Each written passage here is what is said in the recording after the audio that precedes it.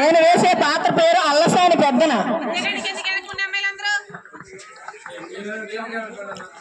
నేను వేసే పాత్ర పేరు నంది తిమ్మన. నేను వేసే పాత్ర పేరు అయ్యలరాజు రాంభద్రుడు. నేను వేసే పాత్ర మాదయ్య గారి మల్లన. నేను వేసే పాత్ర దూర్జితి. నేను వేసే పాత్ర రామరాజ భూషణుడు, వ్యవహార నామం భట్టుమూర్తి.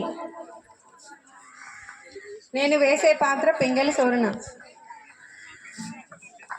నేను వేసే పాత్ర తెనాలి రామకృష్ణ.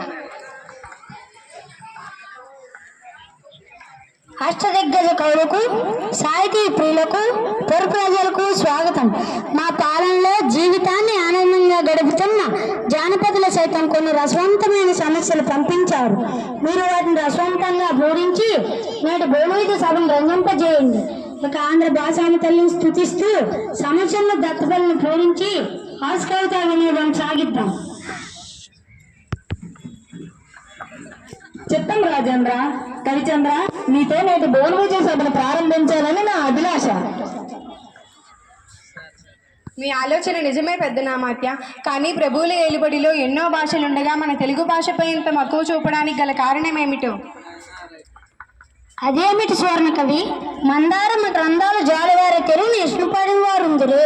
తెలుగుదేల నందువా తెలుగు దేలయన్న దేశంబు తెలుగు ఏను తెలుగు వల్ల ఉండ తెలుగకొండ ఎల్లని పులగలుగు నెరుగవే బాసాడి దేశ భాషలందు తెలుగు లెస్స.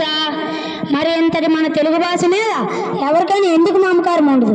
పెద్దనార్య, కౌలారా, మేము తర్వాత పద్యములు పూరిస్తాం. ముందు మీరంతా పద్యపూరణకు పూనుకోండి. చెప్తాం ప్రభు, మీ అభిప్రాయమే నా శిరోధార్యం. పెద్దనామాచ, మీ పద్యపూరణకు సమస్య ఇదిగో. అగ్రజానుజులై రణజాగ్రజులుగా, అగ్రజానుజులై రణజాగ్రజులుగా. ఆహాహా, ఏమి సమస్య? అన్నదమ్ములు తమ్ముడన్నలు అయ్యారు. ప్రభు, నా ప్రేరణ ఇదిగో. పుష్యమంబరతాక్యుడు పుట్టినాడు, మనసి లక్ష్మణుడు ఆశ్లేష పుట్టినాడు. భరత లక్ష్మణ క్రమమిది ఎరసి చూడ, అగ్రజానుజులే రణజాగ్రజులుగా, అగ్రజానుజులే రణజాగ్రజులుగా. కానీ లోక వ్యవహారం రామలక్ష్మణ భరత క్షత్రుఘ్నులు అని ఉంటుంది. కైనెత్తుకపోయి ఎలుక కలుగునదినియన్. దీన్ని అర్థవంతంగా పూరించండి భట్టుమూర్తి గారు. పల్లె జీవులకు సుపరిచితమైన చక్కని పద్యం ఇచ్చారు మహారాజా. కరులు చిలకలెద్దరు సత్కరతోనరించి ఆర్చ, కడన్ బెట్టెడు చోగరి మరిచ వర్తకుండ కరినెత్తుకపోయి ఎలుక కలుగునదినియన్.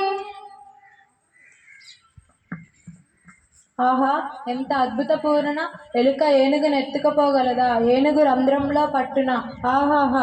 ఎలుకలు, ఏనుగులు, చిలుకలు మొదలైనవి చక్కెరతో చేసిన బొమ్మల.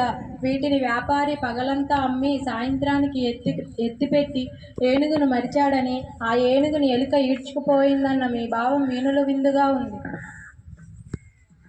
బహుబాగు. కృతజ్ఞతలు మహారాజా. ముద్దు పలుకుల ముక్కు తెమ్మన కవి, అందుకోండి. గాడిద ఏచం గవన్న ఘన సంపన్న, గాడిద ఏచం గవన్న ఘన సంపన్న. దీన్ని అర్థవంతంగా పూరించండి. రాజశేఖర, మానవులలో ఆడిన మాట తప్పేవారు కొందరు ఉన్నారు. జంతువులలో దీన్ని చూడలేము. అయినా దైవకృపతో పూరించేదను. ఆడిన మాటను తప్పిన గాడిద కొడుకంచు తిట్టగా విని అయ్యో వీడా నా కొడుకని ఒక గాడిద ఏడ్చెన్ గదన్న ఘన సంపన్న, గాడిద ఏడ్చెన్ గదన్న ఘన సంపన్న.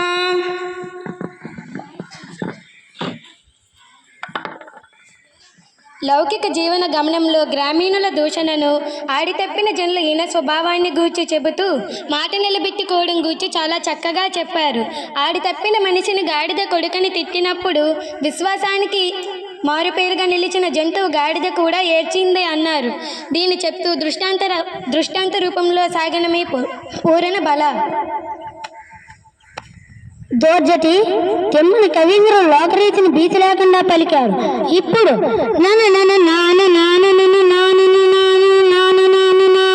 అనే సమస్యను మీరు పూరణ చేయండి.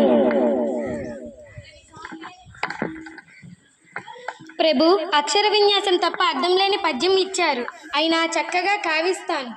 నేను నిన్ను నిన్ను నిన్ను నిన్ను నిన్నును నిన్నును నిన్నును గని లయతాళ సంగతుల గాన కళా పరిపూర్ణ మానసమ్మున పలుకుని రాగముల మోదమునల్లుచు పలుకునిట్టులన్ నన నన నాన నాన నన నాన నాన నాన నాన.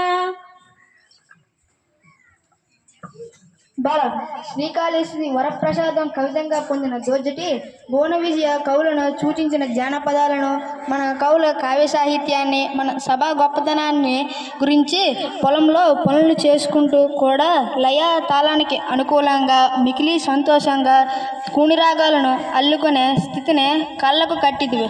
పనులో పాటలతో పాటు పద్యాలను పాడుకునే వైఖరి అద్భుతం. అవునవును, జానపదుల సొత్తు జానపదం. రామకృష్ణ, తదుపరి మీదే వంతు.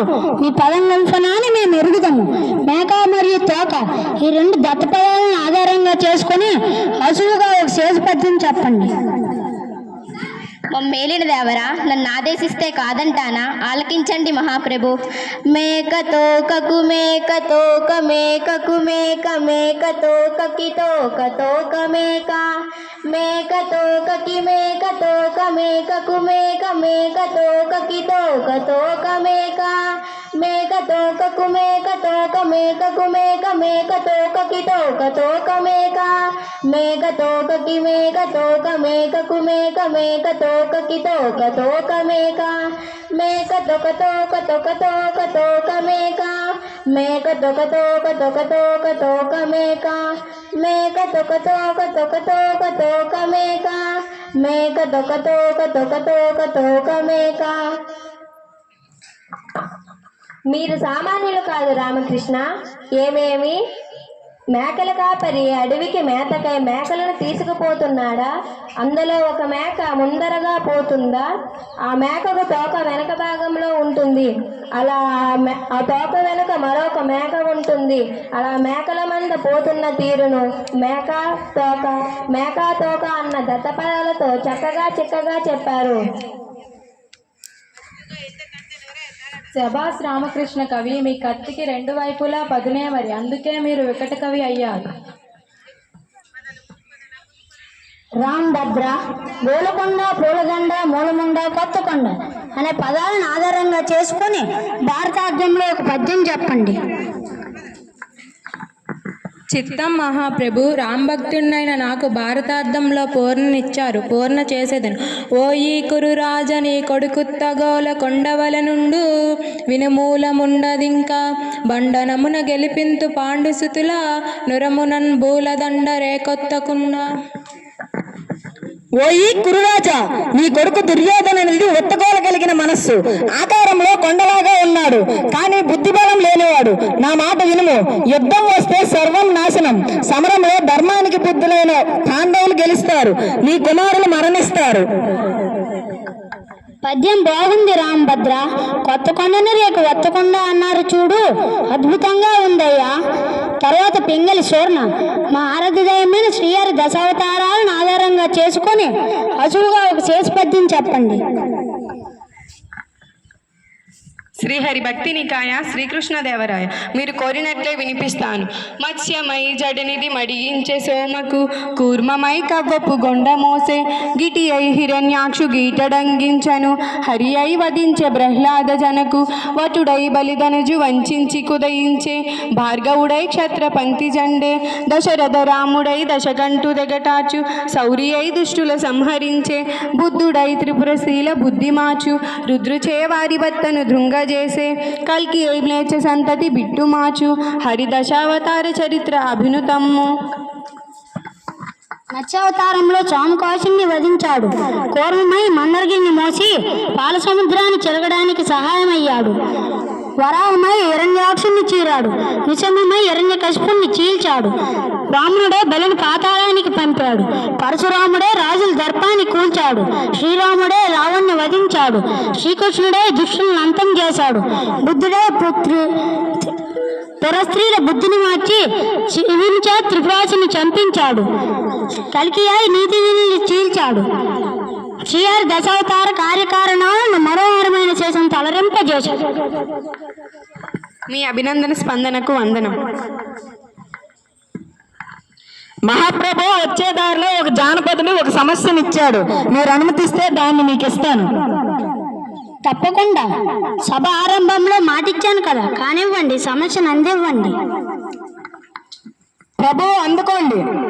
అందరూ మరియు అందరూ దీనిని పూరించండి.